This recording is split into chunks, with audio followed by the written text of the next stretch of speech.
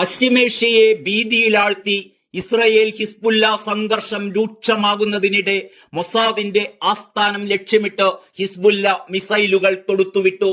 ലബനന് എതിരായ ആക്രമണത്തിന്റെയും കമാൻഡർ ഇബ്രാഹിം ഖുബൈസിയുടെ കൊലപാതകത്തിന്റെയും പ്രതികാരമായാണ് ഈ മിന്നൽ ആക്രമണം എന്ന് കരുതുന്നു. ഇന്ന് രാവിലെയായിരുന്നു ഇസ്രായേലിനെ ഞെട്ടിപ്പിച്ചുകൊണ്ടുള്ള ഈ ആക്രമണം. അതേസമയം ഹിസ്ബുല്ലയുടെ മിസൈൽ ആക്രമണം തടഞ്ഞതായി ഇസ്രായേൽ സൈന്യവും അറിയിച്ചു. അതോടൊപ്പം മിസൈലുകൾ തൊടുത്തുവിട്ട മിസൈൽ ലോഞ്ചറുകളും തകർത്തതായി ഇസ്രായേൽ സൈന്യം വ്യക്തമാക്കി. ലോകത്തിലെ തന്നെ ഏറ്റവും മികച്ച വ്യോമ പ്രതിരോധ സംവിധാനമായ അയൺ ഡോം സിസ്റ്റം കൂടുതൽ മികവുറ്റതാക്കിയിരിക്കുകയാണ് ഇസ്രായേൽ. ഈ സിസ്റ്റത്തെ ഭേദിച്ചുകൊണ്ട് ഹമാസിന്റെ റോക്കറ്റുകൾ കഴിഞ്ഞ വർഷം ഇസ്രായേലിൽ വർഷിച്ചപ്പോഴായിരുന്നു ഈ സംവിധാനം ആദ്യം ചർച്ചകളിൽ നിറഞ്ഞത്. ഹിസ്ബുല്ലയുടെ റോക്കറ്റ് ആക്രമണത്തെ തുടർന്ന് അയൺ ഡോം വീണ്ടും പ്രവർത്തന മികവ് വരുത്തിയിരിക്കുകയാണ് മൊസാദ്. ഹിസ്ബുല്ലയുടെ ഏറ്റവും വലിയ ആക്രമണ രീതി റോക്കറ്റുകളിലൂടെയാണ്. വ്യോമാക്രമണങ്ങളെ തകർത്ത് ആകാശ സംരക്ഷണം ഒരുക്കുകയാണ് അയൺ ഡോം സംവിധാനം ചെയ്യുന്നത്.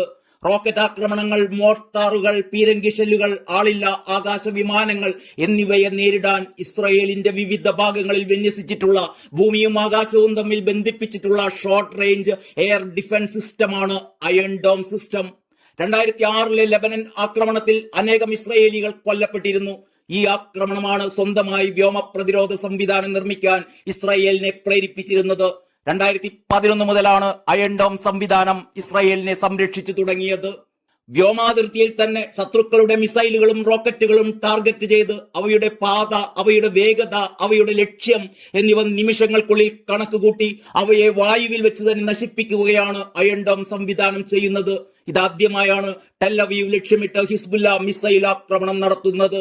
ആക്രമണത്തിൽ ആളപായമോ നാശനഷ്ടമോ റിപ്പോർട്ട് ചെയ്യപ്പെട്ടിട്ടില്ല. അതേസമയം ഹിസ്ബുല്ലക്കെതിരായ വ്യോമാക്രമണം ഇസ്രായേൽ തുടരുക തന്നെയാണ്. ലബനനിലെ ഇസ്രായേൽ നടപടികൾ വ്യക്തമാക്കുന്ന ഒരു വീഡിയോയും ഇസ്രായേൽ പുറത്തുവിട്ടിട്ടുണ്ട്.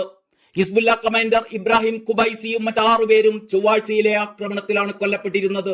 ഹിസ്ബുല്ല റോക്കറ്റ് വിഭാഗത്തിലെ കമാൻഡറായിരുന്നു ഖുബൈസി. മറുപടിയായി വടക്കൻ ഇസ്രായേലിലേക്ക് ഹിസ്ബുല്ല 300ഓളം റോക്കറ്റുകൾ അയച്ചിരുന്നു. ഒരു വർഷത്തോടടുക്കുന്ന ഗസ യുദ്ധത്തിനിടയിലാണ് ലബനനിലും ഇസ്രായേൽ പുതിയ പോർമുഖം തുറന്നത്.